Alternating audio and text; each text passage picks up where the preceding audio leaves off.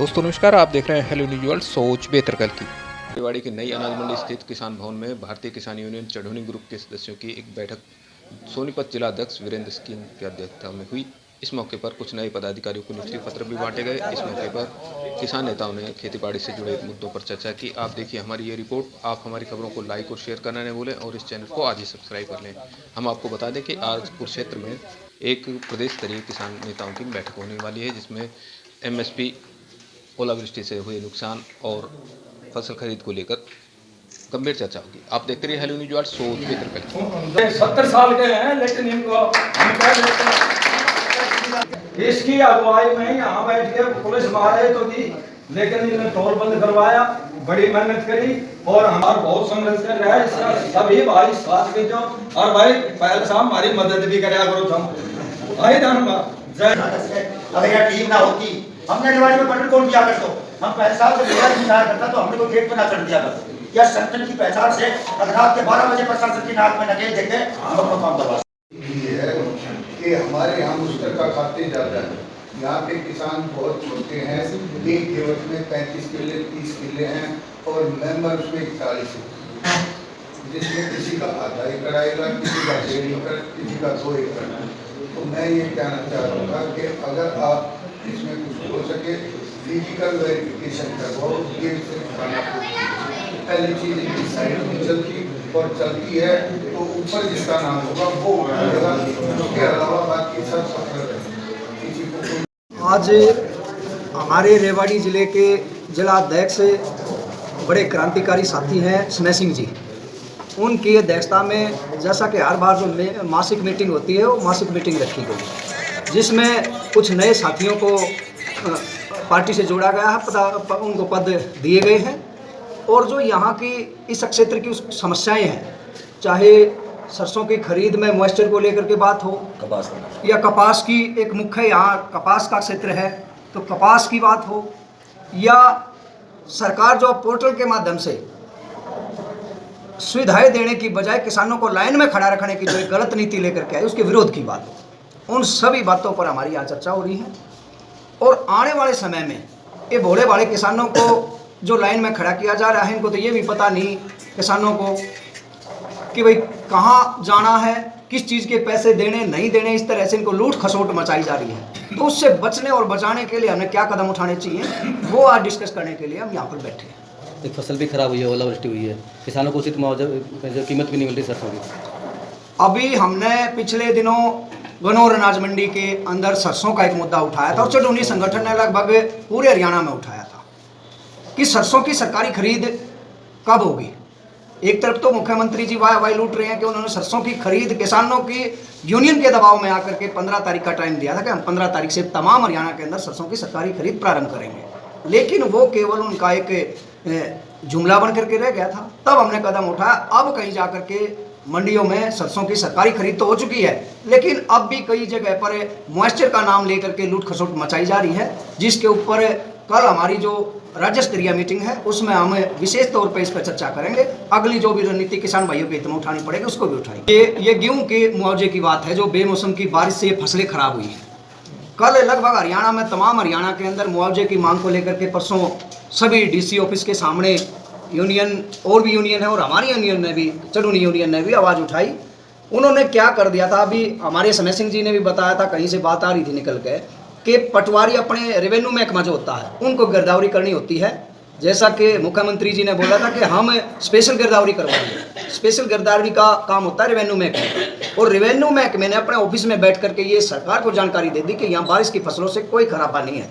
तो उसके विरोध में हमने कल ये प्रदर्शन किए थे। उनको बताया था कि कोई खेत और कोई गांव ऐसा हरियाणा के अंदर नहीं है जिसमें नुकसान नहीं है, कई जगह कम और ज़्यादा हो सकता है। तो जो पोर्टल सरकार ने बनाया है अक्षती पोर्टल नुकसान के लिए, उसको हर जगह बंद किया हुआ था। अब हमने वो 10 तारीख तक खोला गया है।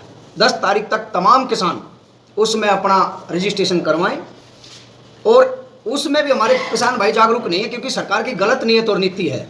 बड़े बड़े किसानों को पता नहीं पोर्टल का क्या सिस्टम है। मेरा फसल मेरा ब्यौरा पोर्टल एक है जिस पर किसानों को रजिस्ट्रेशन करवाने के लिए बताया जाता है। अब 2 समस्याएं निकल करके आई। कि किसान उस पर अपनी फसल का रजिस्ट्रेशन करवाते हैं, तो तब मंडी में फसल लेकर के जाते हैं, वहाँ उनको गेट पास ई खरीद का नहीं मिलता। ई खरीद का गेट पास होता है सरकारी खरीद के लिए। तो वहाँ जब हम अधिकारियों से बात करते हैं तो वहाँ पता चलता है कि किसानों ने कुछ खेत में रजिस्ट्रेशन तो करवा दिया, लेकिन जिस खेत का रजिस्ट्रेशन है उसमें गेहूं की बजाय सरसों की फसल है, सरसों की बजाय गेहूं की फसल है। तो हमने अधिकारियों को ये कहा, भोले बाड़े अनपढ़ किसान हैं, इस कृषि का इतना बोझ उठा रहे हैं, ये गाइडलाइन आप उन लोगों को दो जो सेंटर खोल के बैठे हैं, ताकि किसान वहाँ जाएं तो उनको इन समस्या को सामना नहीं करना पड़े। लेकिन सरकार है कि बरगलाने का काम कर रही है। अब मैं किसान भाइयों से जरूर अनुरोध करूंगा कि सिस्टम अब तुरंत तो हम नहीं बदल सकते हैं, लेकिन जिन किसान भाइयों ने मेरा फसल मेरा ब्यौरा पोर्टल पर रजिस्ट्रेशन करवा रखा है, वो एक्सटी पूर्ति पोर्टल पर जाकर के अपनी फसल खराबे का रजिस्ट्रेशन अवश्य कराएं। 12 तारीख तक 10 तारीख तक वो पोर्टल खुला हुआ है और तमाम उन किसानों को मुआवजा सरकार ने हमारे को आश्वासन दिया है, दिया जाएगा।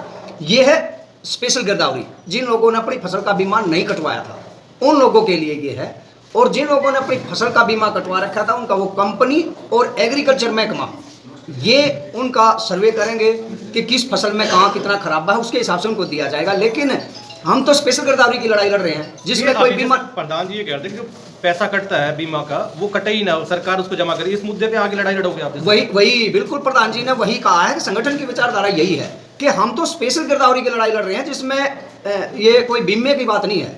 बीमा किसानों को लेना ही नहीं पड़ता, प्रीमियम की कोई लड़ाई नहीं। किसान प्रीमियम थोड़ी देगा, किसान कोई प्रीमियम नहीं देगा। अगर उसकी फसल खराब होती है तो ये सरकार, कृषि प्रधान देश के अंदर इस सरकार का उत्तरदायित्व तो बनता है कि उस किसान को आवश्यकता पड़ने पर सरकार की तरफ से सुविधा और सहायता मुहैया कराई जाए। इसकी लड़ाई हम निरंतर जारी रखी जाएगी। ये जो किसान को सरकार ने जब दिल्ली से उठाया था तो उस समय हमारे से वादा किया गया था कि एमएसपी की गारंटी के ऊपर एक कमेटी बनाई जाएगी जिसमें किसानों की सहमति से बात की जाएगी। तब जाकर के किसान वहाँ से अपने घर चले थे लंबी लड़ाई लड़ने के बाद।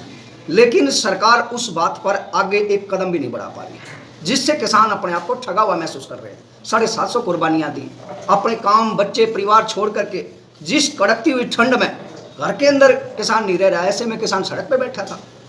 और कोरोना जैसे जो खतरनाक वायरस, एक जानलेवा वायरस था, उस टाइम पर अपनी जान को दांव पर लगा के किसान सड़कों पर बैठा था।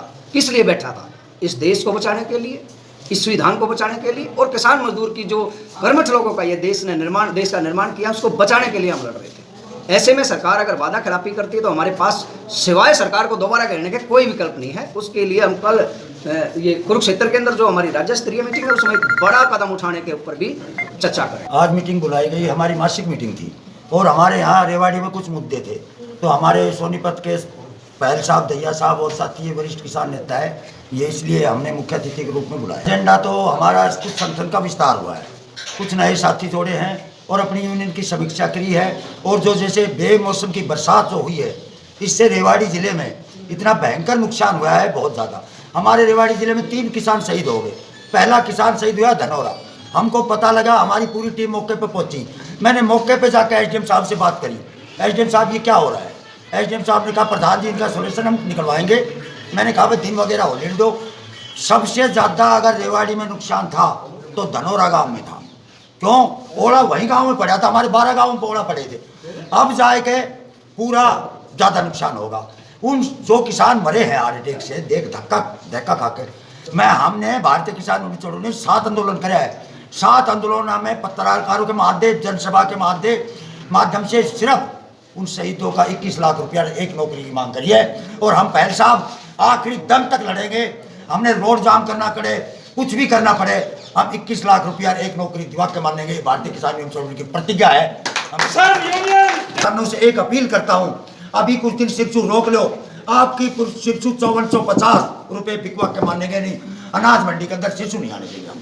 लेकिन किसान भाई भी नहीं मानते, वो भी तावड़ कर रहे हैं। हम बार बार कह रहे हैं कि 5450 सिरसू सरकार को लेनी पड़ेगी, क्योंकि ये ज्ञापन की भाषा नहीं समझती, आंदोलन की भाषा समझती है। उसी भाषा का हमने इसकी नर्स को मेरा पाठेगा कि बीजेपी सरकार कौन सी भाषा समझती है, उसी से समझाते हैं।